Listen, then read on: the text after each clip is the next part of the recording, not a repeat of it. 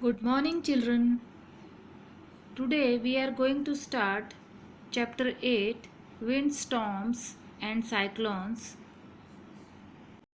So, first we will see the introduction of this chapter. For this, refer page number 80 of the textbook. Orissa was hit by a cyclone with wind speed of 200 km per hour on 18th October 1999. Orissa में 1999 में cyclone आया था with wind speed 200 kilometre per our की speed से। The cyclone smashed 45,000 houses making 7 lakh people homeless. इस cyclone की वजह से 45,000 हाउसेस जो थे वो एकदम से वो डिस्ट्रॉय हो गए और 7 लाख पीपल उसमें होमलेस हो गए, बेघर हो गए। On 29 October the same year a second cyclone with wind speed of 260 kilometre per our hit Odisha again. और इन द सेम ईयर उसी साल में ओडिशा में फिर से 29 अक्टूबर को साइक्लोन आया, सेकेंड साइक्लोन, जिसकी विंड स्पीड थी 260 kilometre per hour. It was accompanied by water waves about 9 metre high. और उस साइक्लोन के अंदर उसमें वाटर वेव्स के साथ जो उठी वो कितनी थी, 9 मीटर्स हाई थी। तो हम सोच सकते हैं कि वो कितना टेरिबल होगा, वो सीन कैसा होगा जब, और वो लोगों ने कैसे फेस किया होगा। Thousands of people lost their lives, और कितने हज़ारों लोगों ने उसमें अपनी जान गंवा दी थी। Property worth crores of rupees was destroyed, और जो कितने करोड़ों की प्रॉपर्टीज़ थी जो लोगों ने बनाई थी वो साइक्लोन के आने की वजह से डिस्ट्रॉय हो गई, ख़त्म हो गई। The cyclone affected agriculture, transport, communication and electric supply. उसने हर फील्ड में साइक्लोन ने अपना असर दिखाया, अफेक्ट किया, और इतना बुरा अफेक्ट किया कि एग्रीकल्चर, ट्रांसपोर्ट, कम्युनिकेशन, इवन जो लाइट सप्लाई थी, इलेक्ट्रिक सप्लाई थी, वो भी डिस्ट्रॉय हो गई। तो इस तरह से साइक्लोन आया था। तो ये इस चैप्टर का आपको मैंने इंट्रोडक्शन बताया। आप देख सकते हैं इस पिक्चर में कि किस तरह का साइक्लोन था। सैटेलाइट पिक्चर ली थी ये उस ईयर में 29 अक्टूबर को जो आया था उसकी। तो साइक्लोन क्या होता है ये भी आपको पता होना चाहिए। साइक्लोन का हिंदी मीनिंग होता है चक्रवात। तो अगर आप चक्रवात समझेंगे तो आपको लगेगा कि ये, तो उससे बेटर है कि हम साइक्लोन मतलब कि जो विंड स्पीड से इतना तेज़ हवाएं चलती हैं, ऐसी तेज़ सी के अंदर इस तरह की वाटर की वेव्स उठती हैं ऊपर, जो मैंने आपको बताया, जो 9 मीटर हाई तक इस उड़ीसा में हुआ था। तो ये सब क्या होता है, ये एटमॉस्फेयर में जो क्रिएट होता है साइक्लोन, उसकी वजह से होता है। और ये भी साइक्लोन के बारे में भी हमें मीट्रियोलॉजिकल डिपार्टमेंट ही बताता है, वही प्रिडिक्ट करता है। पहले से वो लोगों को अलर्ट करने के लिए बता देता है कि आप सी साइड्स पे ना जाएं, सी शोर्स की साइड में ना जाएं, और जो उस एरिया में जो घर होते हैं उनको भी खाली करवा दिया जाता है ताकि लोगों की जान बच सके। Now this lesson is divided into 3 parts. इसको 3 पार्ट्स में मैंने डिवाइड किया है। पार्ट 1 जिसमें हम पढ़ेंगे in part 1 we will study about the characteristics of air. Air exerts pressure. Air expands on heating and contracts on cooling. Hot air is lighter than cold air and rises up.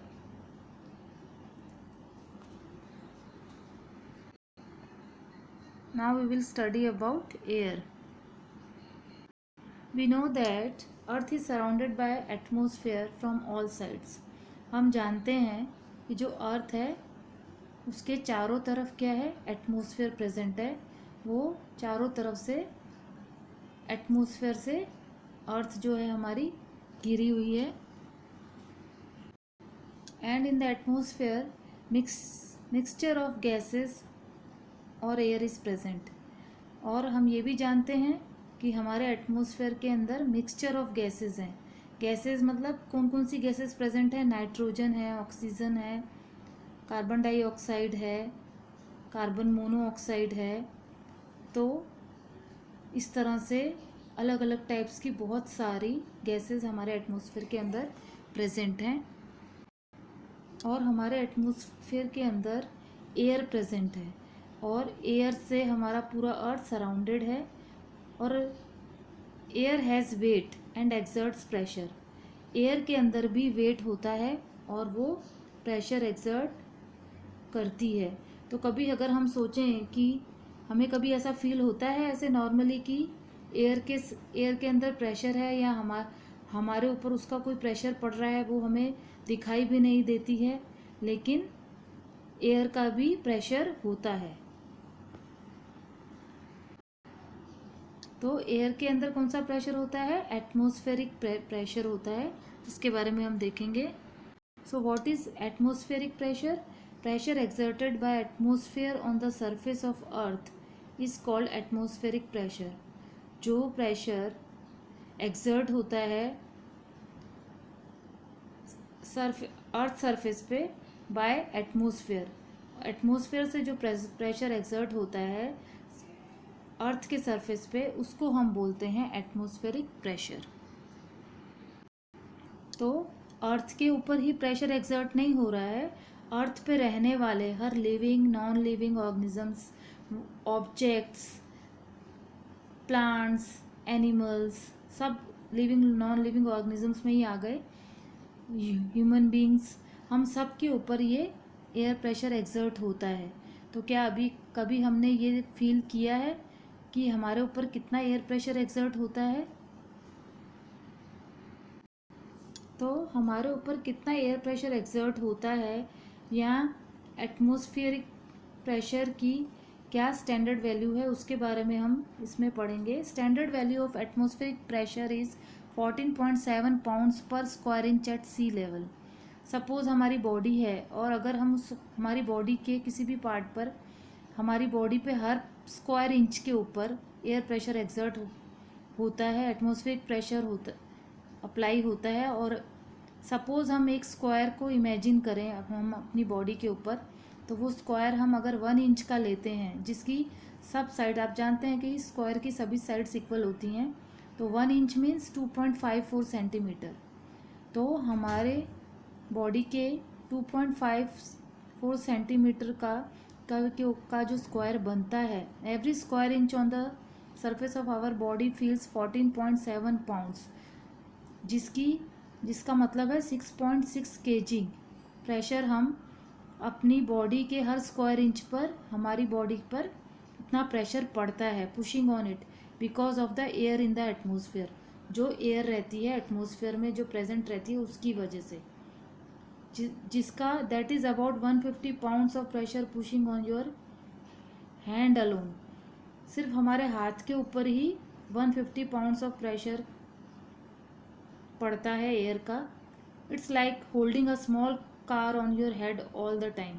तो ये हम ऐसा सोच सकते हैं कि हमको इतना हैवी ऑब्जेक्ट अपने सिर पे लेके इतना प्रेशर हमारी बॉडी पे चारों तरफ से पड़ता है, जो मैंने आपको समझाया कि 1 स्क्वायर इंच अगर हम अपनी बॉडी का एक भी पार्ट लेते हैं तो उसका 6.6 kg हुआ, उस स्क्वायर इंच का जो वेट हुआ। तो उसके हिसाब से हम अपने सिर के ऊपर एक बहुत हैवी व्हीकल लेके चल रहे हैं या एक स्मॉल कार लेके चल रहे हैं अपने सिर के ऊपर, हमेशा इतना हम सोच सकते हैं। So why don't we get crushed by atmospheric pressure?